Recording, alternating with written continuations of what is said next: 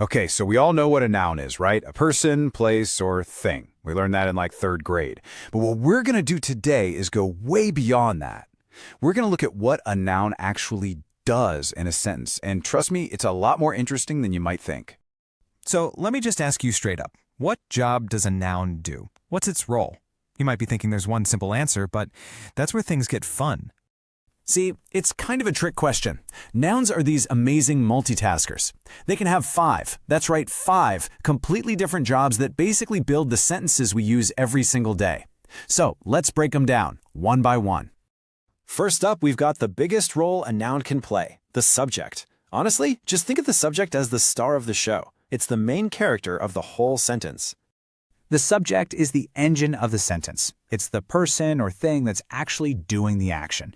If something is happening, the subject is the one making it happen. It's the who or the what that the entire sentence revolves around. You get this right and your writing becomes so much clearer. So take a look at these. The teacher explains. Who's doing the explaining? The teacher. Ahmed plays. Who's playing? Ahmed. The dog is barking. You get the idea. The subject is the doer. It's that simple. But you know, every star needs a good supporting cast, right? And that brings us to our next couple of roles, where the noun plays the part of an object. This is the noun that receives the action. It's the target. So the first type of object, and our second noun job overall, is the direct object. The easy way to find it is to just ask what or whom right after the verb. So if the subject is throwing a ball, the direct object is the ball. It's getting hit with all that action.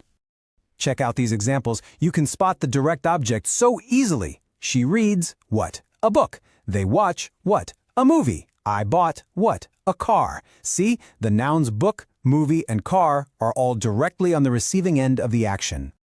Okay, now for job number 3, the indirect object. Sometimes there's another player in the sentence, kind of a beneficiary. That's the indirect object. It doesn't get the action directly, but it tells us for whom or to whom it was all done. For example, she gave a gift. Okay, but to whom?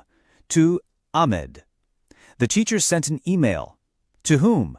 To the students. In these sentences, Ahmed and the students are the indirect objects. They're the final destination for the gift and the email. So let's just put this side by side to make it super clear. The direct object is the thing, the gift. The indirect object is the recipient of the thing, Ahmed. One gets the action directly, the other gets the result of that action. Nailing this difference really adds some precision to your writing. All right, let's move on to our fourth function. I like to call this one the twin, or maybe the character double. This is when a noun acts as a complement. Now, a subject complement doesn't receive any action. Instead, it's joined to the subject by what we call a linking verb, where it's like is, are, was, became, and its whole job is just to rename or redefine the subject. It's basically saying this noun equals that noun. You can really see it here. Ahmed is, for all intents and purposes, a teacher. My brother became a doctor. She is the leader. In each case, teacher, doctor, and leader are just giving us a new name or a new identity for the subject. They're twins. Okay, we're on to our final function. Number 5, the noun as an object of a preposition. Now, in this role, the noun isn't the star, and it's not the target. Think of it more like a partner, working together with another word to add some really important details. This noun always follows a preposition. You know, words like in, on, at, under, or with. And together, that preposition and that noun form a little team, a phrase that tells us where or when or how something is happening. These little phrases are the building blocks for creating vivid descriptions. And here it is in action. The book is where? On the table. She is talking. To whom? To the teacher. They live. Where? In Tangier. The nouns table, teacher, and Tangier are all partnering up with their prepositions to finish the idea. I know that was a lot, so let's do a quick cheat sheet to pull it all together. The subject does the action. The direct object receives the action. The indirect object tells us for whom it's done. The subject complement renames the subject.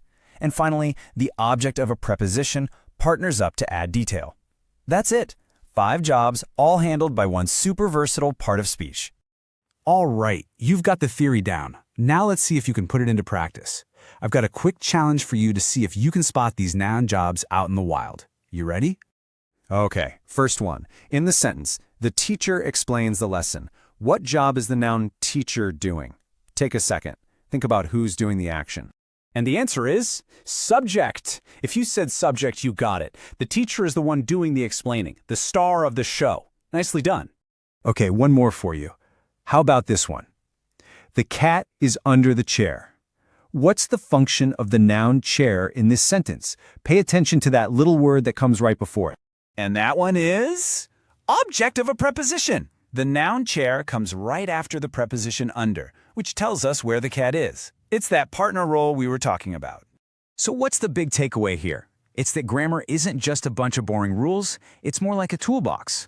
Once you understand the 5 different jobs a noun can do, you get so much more control over how you write and speak. Think of it this way. Every sentence is a stage, and now you know how to cast your nouns perfectly for every single role.